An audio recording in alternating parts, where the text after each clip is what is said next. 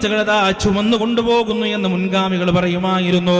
പ്രിയപ്പെട്ടവരെ, നാം ഇന്നൊരു മയ്യിത്ത് ചുമക്കുന്നുണ്ടെങ്കിൽ, നാം ഇന്നൊരു മയ്യിത്ത് നമസ്കരിക്കുന്നുണ്ടെങ്കിൽ, ആ മയ്യിത്ത് ഇന്നത്തെ മയ്യിത്താണ്, നാം നാളത്തെ മയ്യിത്താണ്, അല്ലെങ്കിൽ നാളെ കഴിഞ്ഞുള്ള ദിവസങ്ങളിലെ മയ്യിത്താണ്.